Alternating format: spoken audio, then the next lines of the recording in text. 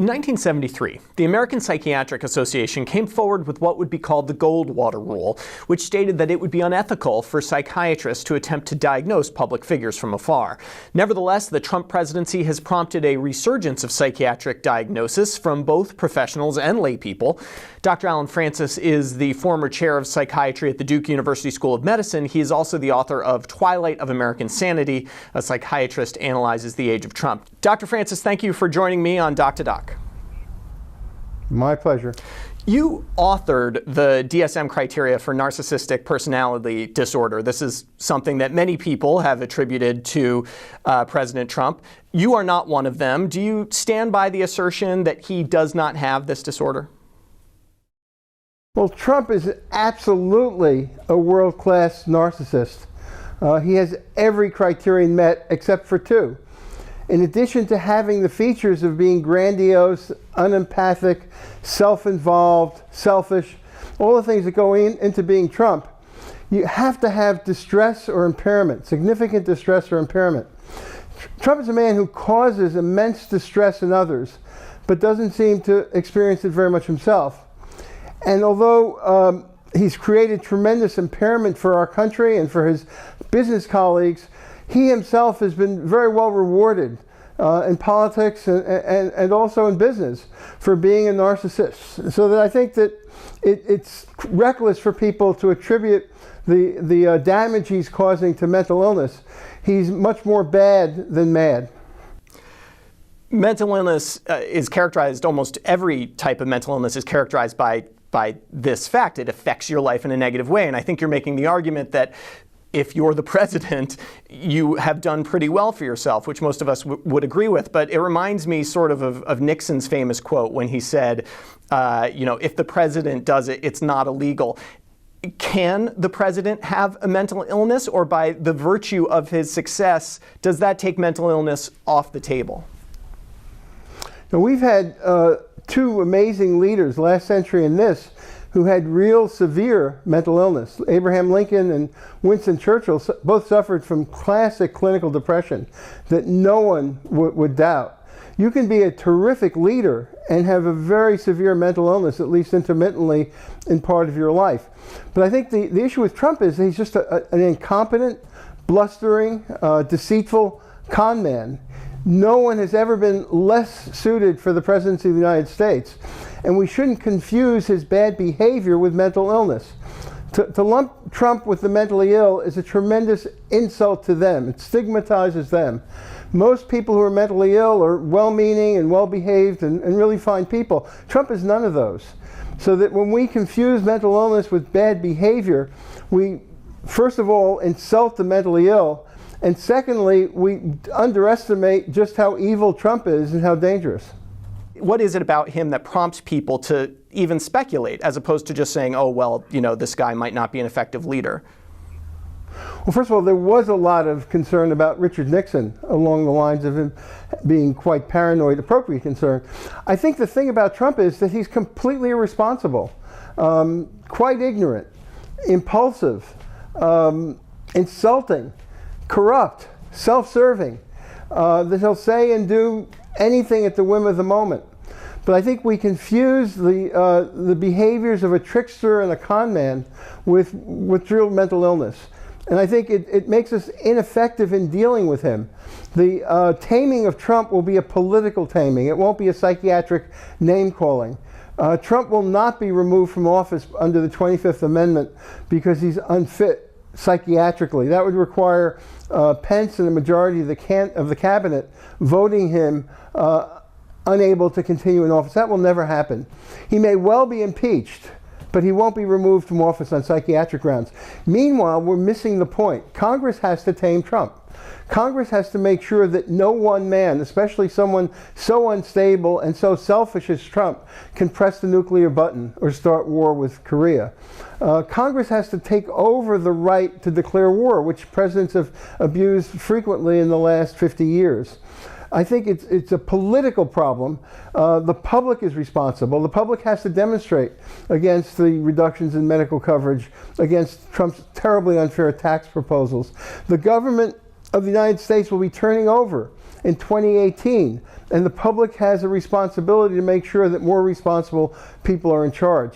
So the taming of Trump, the defense of democracy, the return to sane national policies, that's a political problem. And impotent psychiatric name-calling misuses psychiatric diagnosis, insults patients, and Trump isn't bothered by it. If he were bothered by it, he'd be tweeting about the psychiatrists. He couldn't care less. Let me play devil's advocate here. Clearly, you're not a fan of the president. You want Congress to take action against him.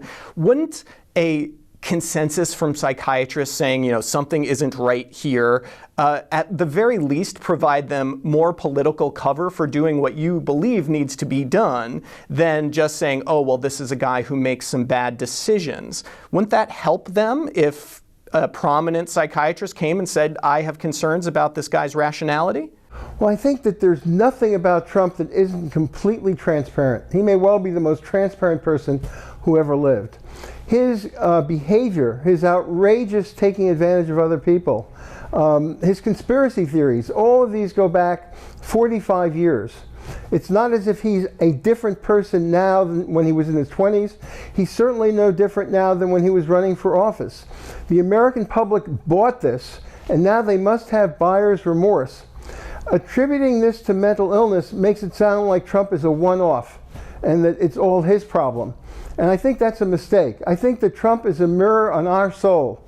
And this is a shock treatment kind of moment where we should be wondering about ourselves. What's wrong with us that we could possibly put the future of mankind, the future of our children and our grandchildren, in someone this reckless? So I think this is an important opportunity for society to take stock of ourselves, not to just make the false claim that it's one man's mental illness.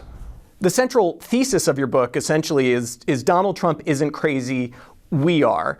You suggest that the United States and Americans are under some types of delusions. Can you go into that a little bit? How are we crazy? Sure. Well, I started writing this book 2 years before I could or anyone else could imagine that Donald Trump would ever be running for president, much less elected. And I thought that even before Donald Trump, there were terrible signs that we were leaving to our children and our grandchildren and their children a much worse world than the one that we inherited. That we're in a kind of delusional denial about the problems, existential threats facing us in terms of global warming, terrific overpopulation. The population of the world has tripled in my lifetime, and every trouble spot in the world, every civil war, every mass migration, every loss of life, great loss of life from natural disaster or pandemic is due to the fact that there's been this tremendous increase in uncontrolled population in the last 50 years. We're using up resources that are irreplaceable in a way that's wasteful and unfair to our kids. So that the problems the society faces are being ignored well before Trump. But he's taken every existential threat and made it exponential through actions in this very short period of 8 months that are tremendously detrimental to our world and to the future our kids will be experiencing.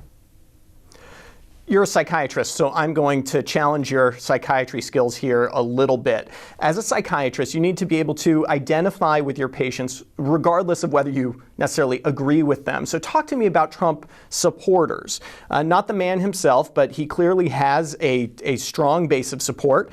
In some cases, truly rabid support for him.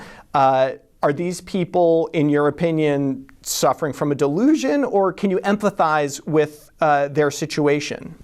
I think that's an excellent question. I have a capacity to empathize with patients honed through experiences with thousands of them, but unfortunately that doesn't extend to Trump, nor does it extend to the Nazis or the KKK or the religious bigots that marched in Charlottesville. But I have tremendous empathy for the supporters, most of the supporters of Trump, that they've been left behind. That there's been a tremendous unfair distribution of income and resources in this country in the last 50 years. Up until about 1970, it was great being a working man in the United States.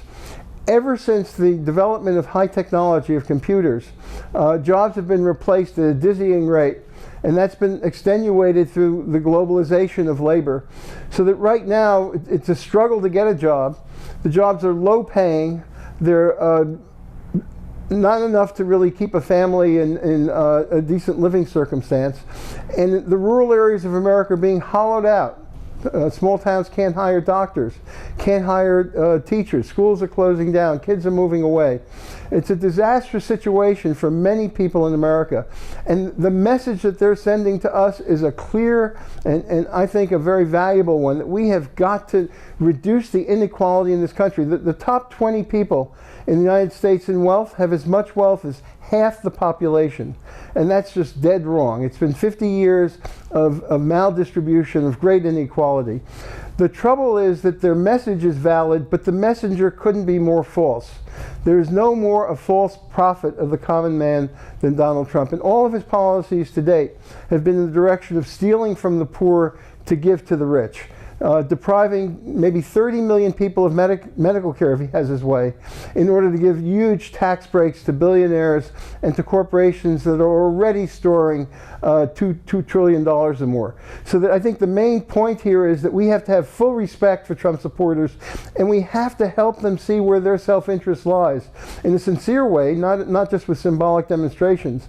We have to make this country united again around its values. Trump is making America's very small again. We have to make it great again. You've said before that Trump is a snake oil salesman. He's offering a solution to these very real problems, but the solutions are themselves false or transparent or ineffective. So if that's the case, then what is the real medicine, in your opinion, that this country needs to escape from our own insanity?